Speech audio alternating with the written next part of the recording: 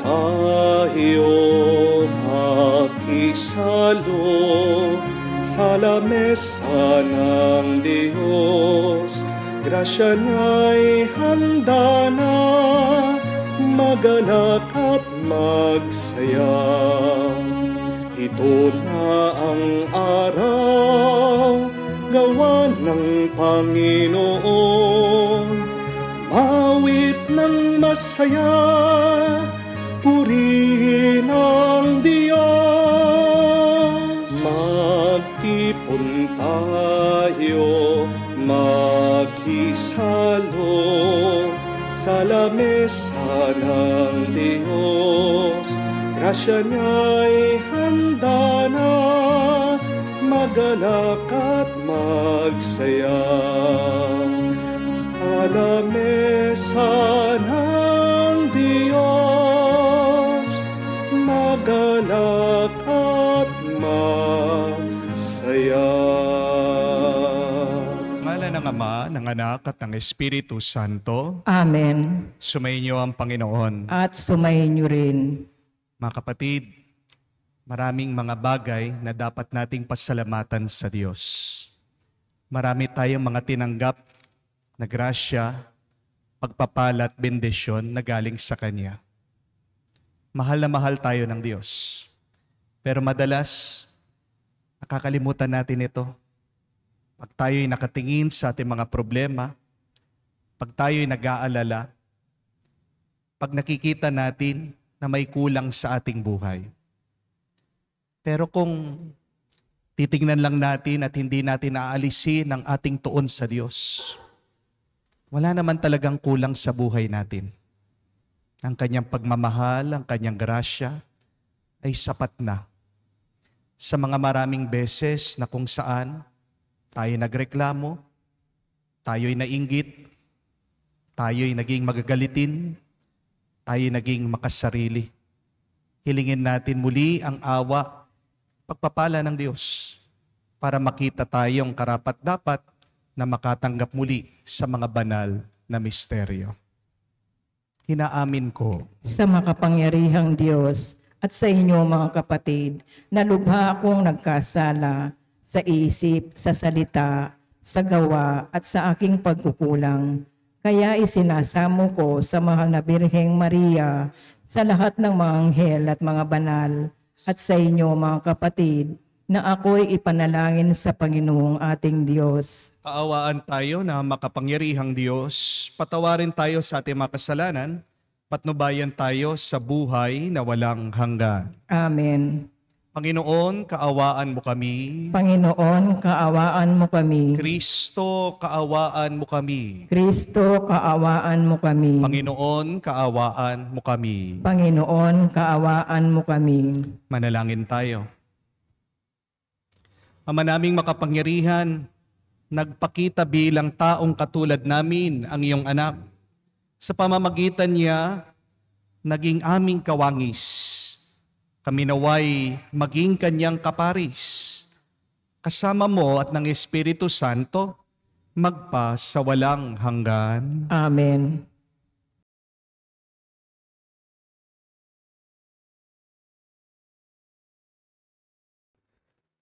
Pagbasa mula sa unang sulat ni Apostol San Juan.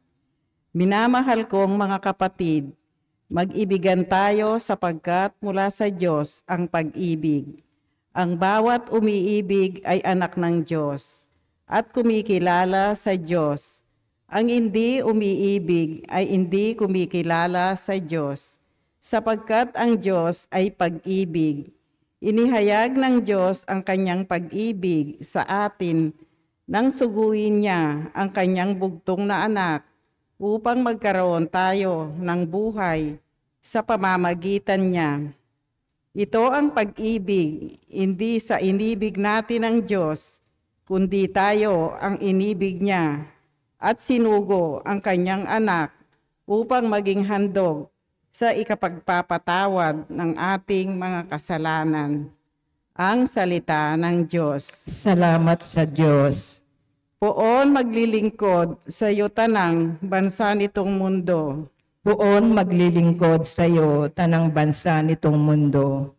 Turuan mo yawong haring humatol ng katwiran sa taglay mong katarungan, o Diyos yang bahaginan, upang siya'y maging tapat, mamahala sa iyong bayan, at pati sa mahihirap, maging tapat siyang tunay. Puon maglilingkod sa iyo tanang bansa nitong mundo. Ang lupain naway niya'y umunlad at managana, maghari ang katarungan sa lupain nitong bansa, maging tapat itong hari sa paghatol sa mahirap, at ang mga taong walang pag-ukulan ang paglingap. Puon maglilingkod sa iyo tanang bansa nitong mundo. Yaong buhay na matuwid sa kanyang kapanahunan, madama ng bansa niya at umunlad habang buhay. Yaong kanyang kaharian ay palawak ng palawak, mula sa ilog Euphrates sa daigdig ay kakalat. Puon maglilingkod sa iyo tanang bansa nitong mundo.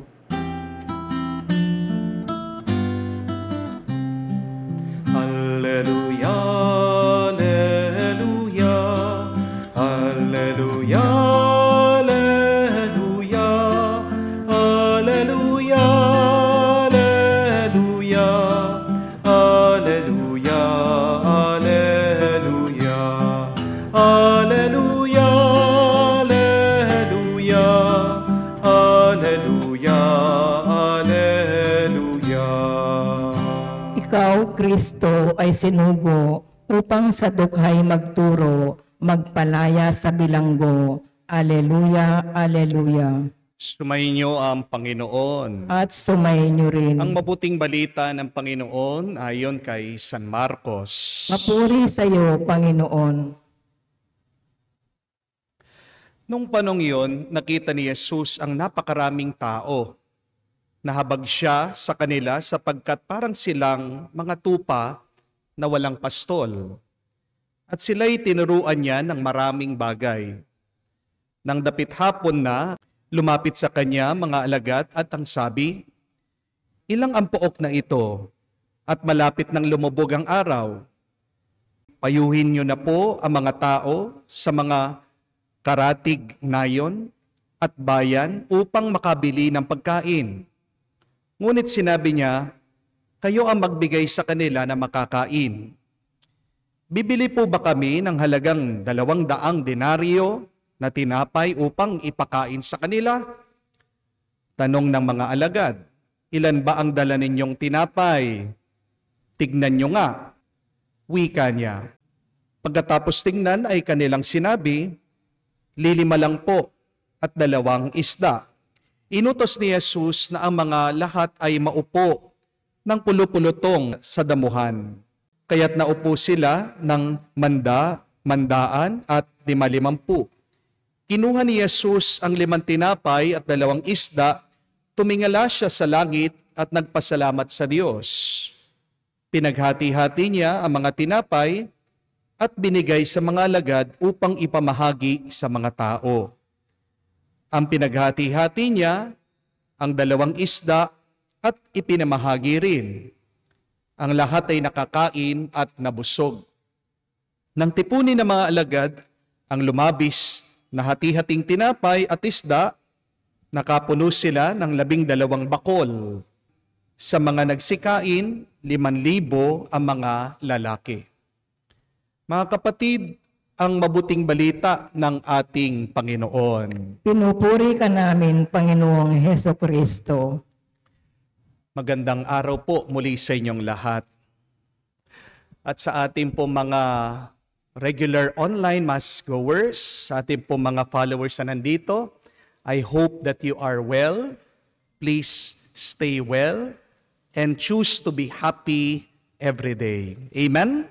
Aanuhin mo pa ang buhay kung hindi ka masaya. Choose to be happy, but pray for joy always. Amen? The gospel story for us today, the story that we have heard in the good news, is very familiar to us. We know this very well, the title of the multiplication of the loaves. Alam na alam natin itong himalang ito. Kasi naman, sa mga 4 na ebanghelyo na sinulat ni San Marcos, ni San Lucas, ni San Mateo, at ni San Juan, nakasulat itong kwentong ito kung paano ang ating Panginoon, kahit na napakakaunti ng tinapay at ng isda, kanyang naparami at pinakain at nakuhang nabusog ang mga taong gutom, ang mga taong nanghihina, ang mga taong naliligaw. Katatapos lang po ng Pasko, siguradong tayo din ay nakatanggap ng mga sobra-sobrang grasya galing sa Diyos. Amen? Siguradong kung bubuksan ko ang inyong mga rep, meron pang mga sobra dyan na ham, spaghetti, o baka fruit salad. Kahit na masaya ang mga bata dahil nagkaroon sila ng aginaldo, ang tanong, saan napunta ang pera nila? Diba? Sa mga matatanda rin. May ginagawang dahilan palagi ang matanda para makuha ang pera ng bata. Amen? Pagkatapos-tapos pa lang ng Pasko, siguradong nadagdagan din ang laman ng ating mga kabinet. Nadagdagan ang iyong mga damit, nadagdagan ang iyong mga pantalon, at sigurado nadagdagan ang inyong mga panyo at tuwalya. Katapos-tapos din ng Pasko, meron pang isang nadagdagan sa atin. Nadagdagan din ang iyong mga bilbil. Bumigat-bigat tayo dahil sa kakakain. Let's admit it, my dear friends, that after Christmas, our money increased, our possessions have been added, and gifts have multiplied. Pero, katotohanan din na kahit na meron tayong natanggap, meron din na wala. Kahit na merong sobra, meron pa ring kulang sa buhay natin. Ang mga iba, siguradong naubos ang pera sa kakalakwat siya. Ang iba, kulang pa rin sa budget dahil sa mga regalong pinamili. Maaaring naubos na ang iyong pasensya sa iyong asawa. Baka nagbago lang nung Pasko, pero balik pa rin sa dati ang kanyang mga ginagawang kasalanan o atraso sa iyo. O baka nawawalan ka na ng pag-asa dahil malubha ang sakit ng iyong minamahal ngayon. Isang masakit na katotohanan po yan. Di po ba? Bagong taon, pero kapos ka pa rin. Bagong araw, pero may kulang pa rin. May dumating na saya, pero may nananatiling lungkot pa rin. Ang tanong, paano natin mas madadagdagan ang grasya sa gitna ng mga kakaunti, sa gitna ng ating mga problema? How can we multiply the little graces that we have received? Well, there are 3 ways, and I want you to remember this. Number 1, first try to see what you have. Balikan niyo po ang ating ebanghelyo, ang mabuting balita. Tinanong muna ni Jesus sa kanya maalagad, ilan ba ang mga dala niyong tinapay at isda? Tignan niyo nga. Sabi ni Jesus yun. Ang Panginoon na gumawa ng milagro, nag-umpisa doon sa kung ano ang hawak ng kanyang mga alagad. Kaya, kung gusto mong dumami, kung ano ang meron sa iyo, tingnan mo muna ano ba ang binigay ng Diyos sa iyo. There are 2 ways, my dear friends, to look at life. You can see your life as half empty, or you can see your life as half full. Ano ba ang iyong pananaw sa buhay? Paano mo ba tinitignan ang iyong karanasan? Nakikita mo ba na meron kang tinanggap? O palagi mo na lang napapansin kung ano yung wala, kung ano yung kulang? Remember, God will only create more from what you have. Grace is always built upon nature. Ang grasya ng Diyos, lumilitaw, umuusbong, nakikita, namumunga sa ating pagkatao, sa binigay na ng Diyos.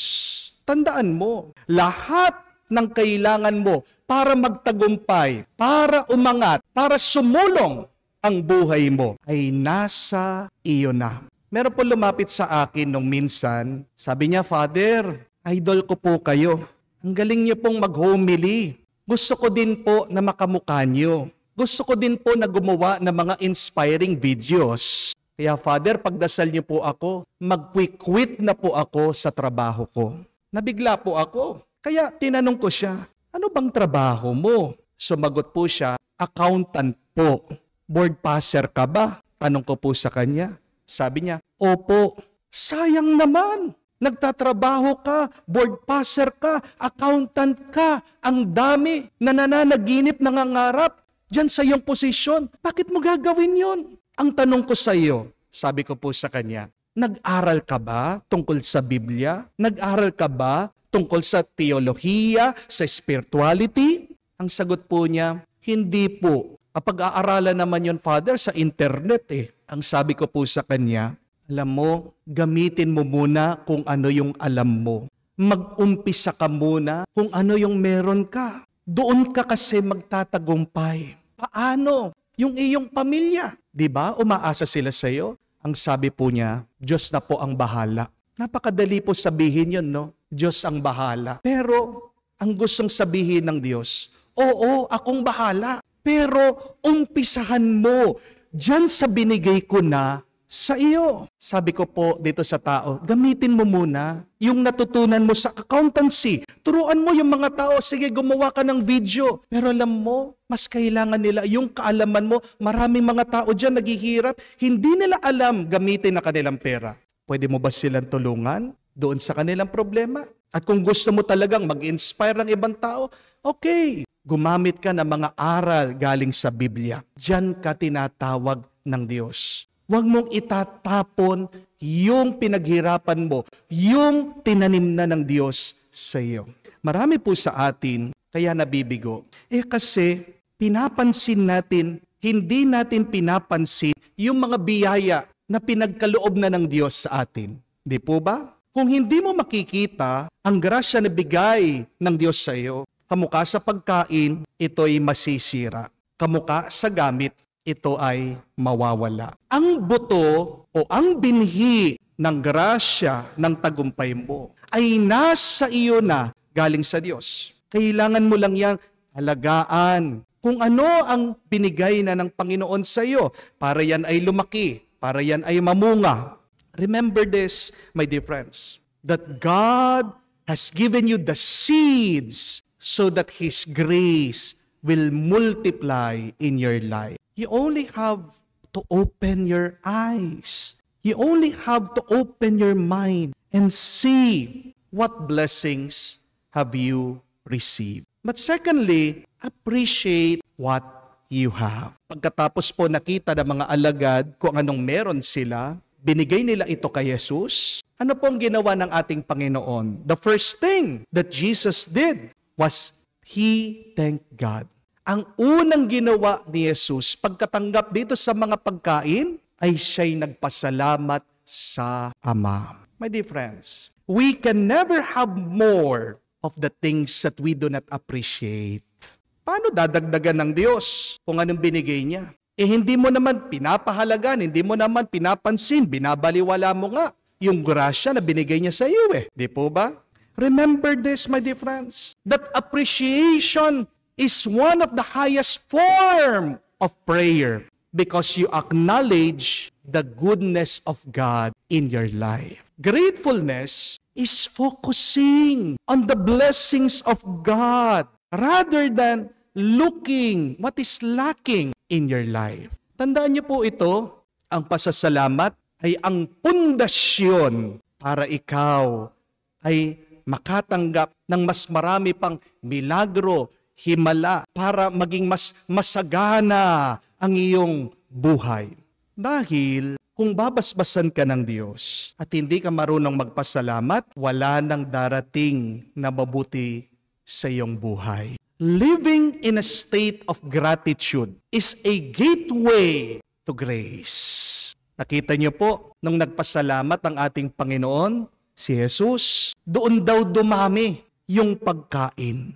Kaya tandaan niyo po, nagbubukas ang langit, umuulan ng grasya sa taong marunong magpasalamat. Amen? So, if the only prayer that you can say today is, "Thank you, Lord," then that is enough for you to receive a miracle of multiplication. Third and last, my dear friends, you should give, you should share. This is the third and last secret for a multiplication of miracles in your life. Dumami po yung pagkain nung sinabi ni Jesus sa kanyang mga alagad, pamigay nyo, ibahagi nyo sa mga tao. Maraming grasya na ibibigay ang Diyos sa iyo kapag marunong kang magbigay at magbahagi. God will never bless a person who is selfish, who is greedy, who complains a lot. Amen? Yan po ang problema sa atin eh. Palagi tayong reklamo ng reklamo. Pansin nyo yung nasa isip nyo, pag meron kayong problema, pag meron kayong pagsubok na pinagdadaanan, ano yung sinasabi ng isip mo sa iyo? Dapat hindi ganito. Bakit ang iba? Wala namang ganitong problema. Bakit ako ang merong ganitong problema? Lord, ano bang kasalanan ko sa iyo? Ang buti-buti ko naman. Wala naman akong kasalanan sa iyo sa ibang tao. Bakit pinapahirapan mo ako? Di ba? Madalas, ganyan yung mga paulit-ulit nating mga pangungusap sa ating isip. But my dear friends, be careful with your thoughts. Because your thoughts reaches heaven. Your thoughts are really your prayer. Kala niyo po ba, hindi naririnig ng Diyos yung inyong mga pagrereklamo? God is never pleased by our complaining. Hindi mo mapapasaya ang Diyos kahit na ikaw ay magreklamo ng magreklamo. Lalo lang maiinis ang Diyos sa iyo pag hindi mo nakikita ang pagpapala sa buhay mo.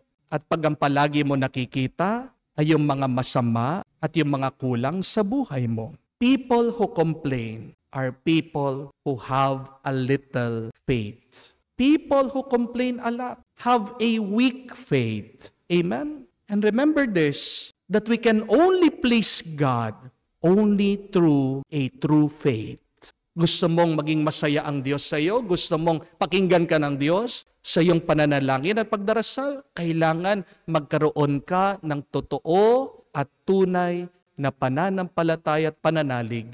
Alisin mo, kapatid, yung iyong pagrereklamo. And also remember that through faith, miracles happen. Ang mga taong nananampalataya ay ang mga taong pinagbibigyan ng Diyos.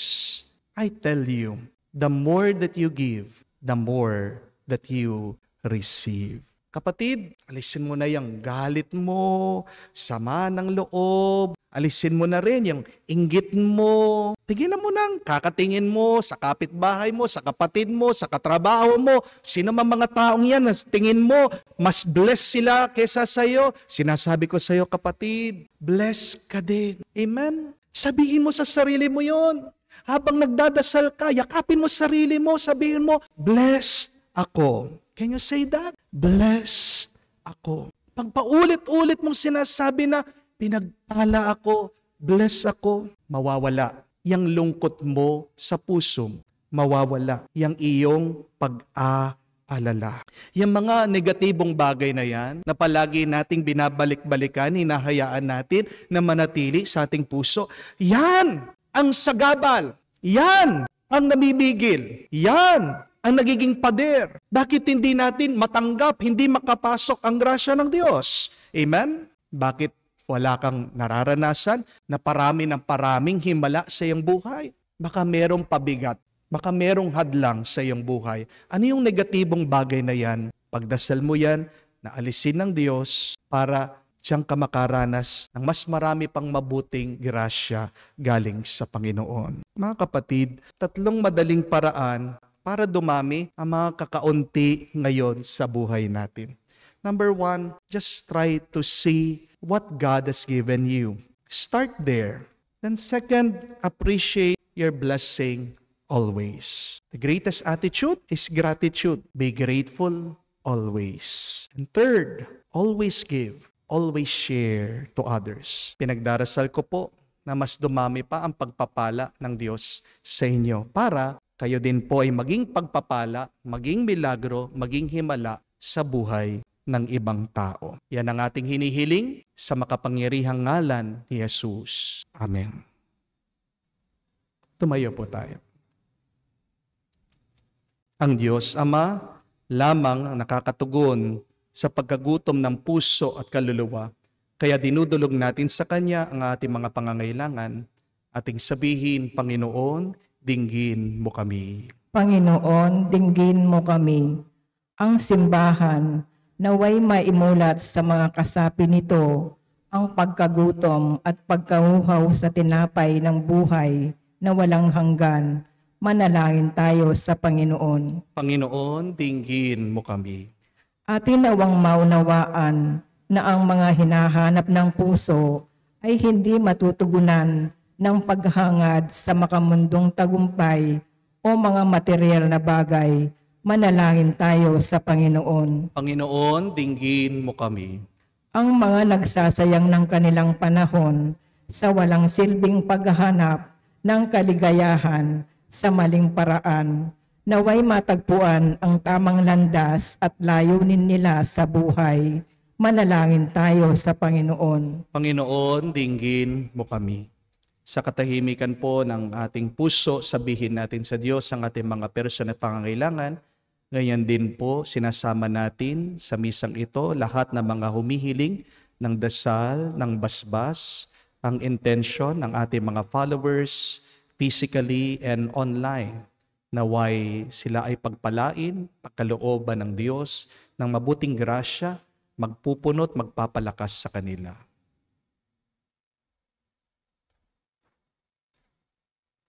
Ama naming makapangyarihan, binigay mo sa amin ang tinapay mula sa langit bilang pagkain sa aming paglalakbay dito sa lupa. Gabayan mo ang aming hakbang sa daan ng katarungan at kapayapaan. Dinadalangin namin ito sa pamagitan ni Kristo, aming Panginoon. Amen.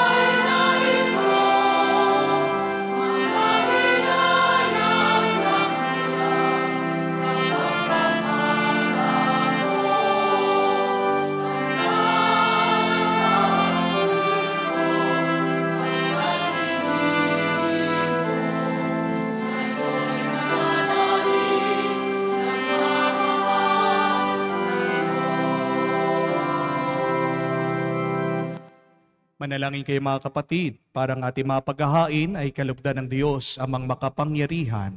Tanggapin nawa ng Panginoon itong paghahain sa iyong mga kamay sa kapurihan niya at karangalan sa ating kapakinabangan at sa buong sambayanan niyang banal.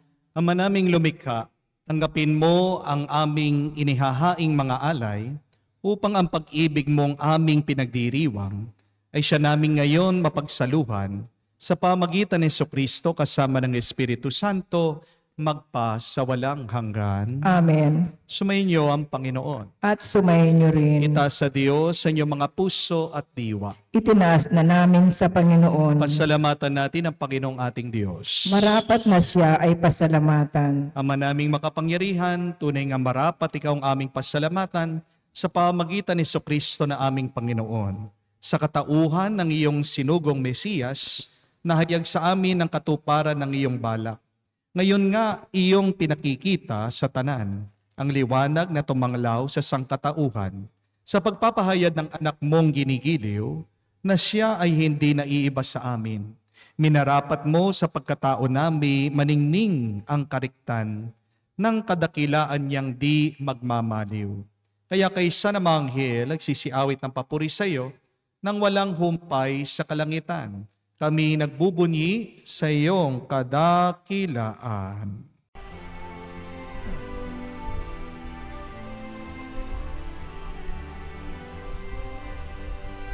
Santo, Santo, Santo, Panginoong Diyos ng mga hukbo, napupuno ang langit at lupa ng kadakilaan mo. Hosana, Hosana, sa kaitaasan, pinagpala ang naparirito sa ngalan ng Panginoon. Hosana, Hosana, sa kaitaasan. Hosana, Hosana, sa kaitaasan.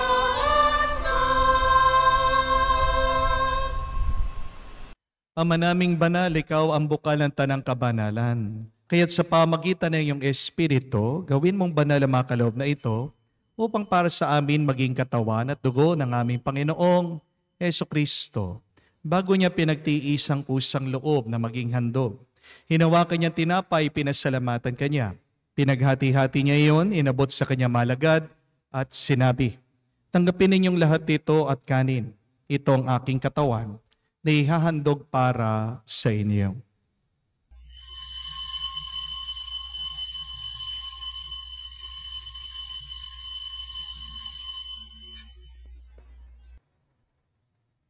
Gayon din naman, nung matapos ang hapunan, hinawakan niyang kalis, muli kanya pinasalamatan.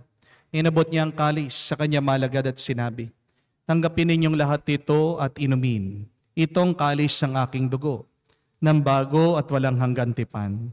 Ang aking dugo na ibubuhos para sa inyo at para sa lahat. Sa pagpapatawad na mga kasalanan, gawin ninyo ito sa pag-alaala sa akin."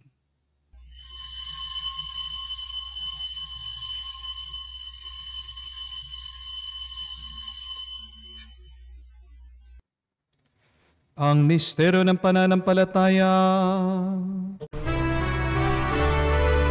Aming ipinahayag na namatay ang iyong anak, nabuhay bilang Mesiyas at magbabalik sa wakas para mahayag sa lahat. Ama, ginagawa namin ngayon ang pag-aalaala sa pagkamatay muling pagkabuhay ng iyong anak. Kaya tinialay namin sa iyong tinapay nagbibigay buhay at ang kalis na nagkakalob ng kaligtasan. Kami nagpapasalamat dahil kami iyong minarapat na tumayo sa harap mo para maglingkod sa iyo. Sinasamo namin kami magsalo-salo sa katawan at dugo ni Kristo ay mabuklod sa pagkakaisa sa pamamagitan ng Espiritu Santo. Ama, lingapin mong iyong simbahan laganap sa buong daigdig. Puspusin mo kami sa pag-ibig. Kaisa ni Francesco, ang aming Papa, Florentino, aming Arsobispo at ng Tanang Kaparian. Alalahanin mo rin ang aming mga kapatid na nahimlay, may pag-asang sila'y muling mabubuhay. Gayon din naman lahat ng mga pumanaw. Kawan mo't sila't patuloyin sa iyong kaliwanagan. Kawan mo't pagindapatin kaming lahat, makasalo sa iyong buhay na walang wakas. Kaisa na mahal na Birhen Maria, Ina ng Diyos. Kaisa ni San Jose, ang kanyang malwalhating esposo. Kaisa ng mga apostol, lahat ng mga banal, na namuhay dito sa daigdig na kalugod-lugod sa iyo. May pagdiwang naman namin ang pagpupuri sa ikararangal mo sa pamamagitan ng iyong anak, aming Panginoong Hesukristo. Sa pamamagitan ni Kristo, kasama niya at sa Kanya, ang lahat ng parangal at papuri ay sa iyo, Diyos Ama, makapangyarihan, kasama ng Espiritu Santo, magpasawalang hanggan. Amen, amen, amen. Sa nakakagaling na utos sa turo ni Jesus sa Panginoon natin na Diyos, ipahayag natin ng lakas loob.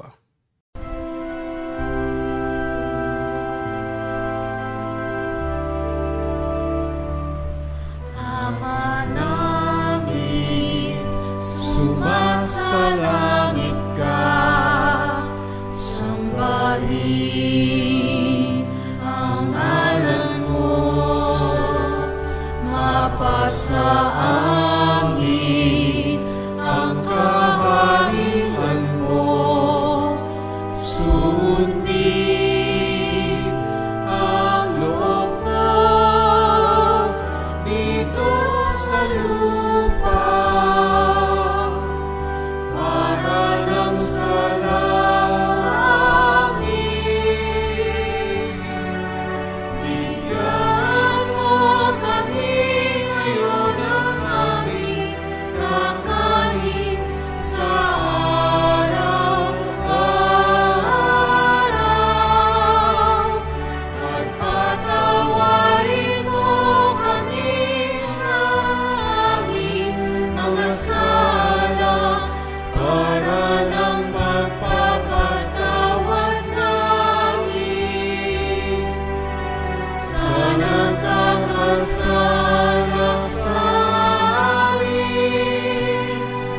At huwag mo kaming ipahintulot sa tukso, at iadya mo kami sa lahat ng masama. Hinihiling namin kami, Adya, sa lahat na masama, pagkalooban ng kapayapaan araw-araw, iligtas sa kasalanan, at ilayo sa lahat ng kapahamakan, samantalang aming pinanabikan ang dakilang araw ng pagpapahayag ng tagapagligtas naming si Hesu Kristo. Sapagkat iyo ang kaharian at ang kapangyarihan at ang kapurihan magpakailanman. Amen. Panginoong Hesu Kristo, sinabi mo sa mga apostol, kapayapaan ang iniiwan ko sa inyo, ang aking kapayapaan binibigay ko sa inyo. Tungayan mo ang aming pananampalataya at huwag ang aming pagkakasala.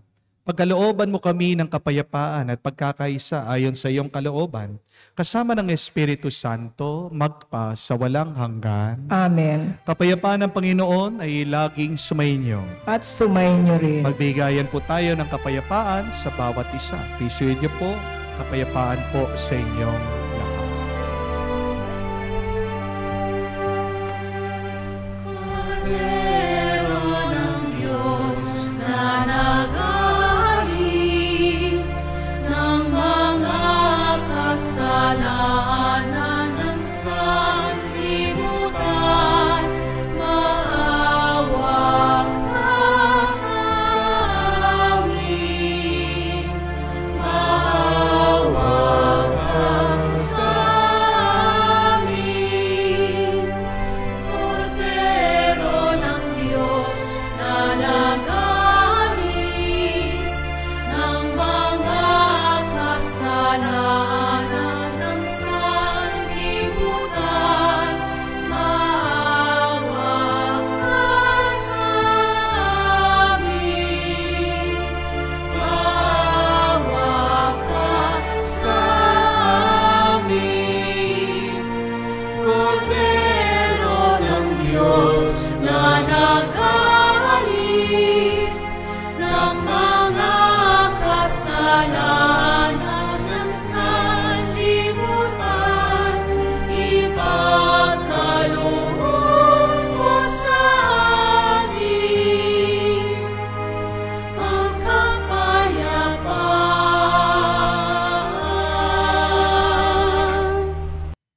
Mga kapatid, naririto ang ating Panginoong Hesu Kristo, ang Kordero ng Diyos. Siyang nag-aalis sa mga kasalanan ng sanlibutan. Mapalad tayong lumalapit sa piging ng Kordero. Panginoon, hindi ako karapat-dapat na magpatuloy sa iyo, Ngunit sa isang salita mo lamang ay gagaling na ako.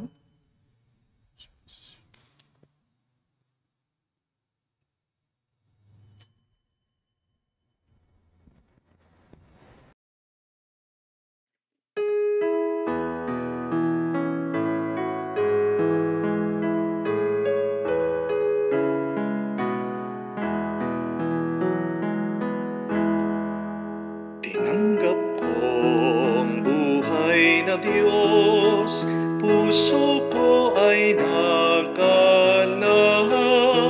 Tinanggap ko ang buhay na Diyos, puso ko ay natuwa. Tinapay siya ng buhay, hinati at binigay para mangbigay buhay. Huwag mangamba kailanman.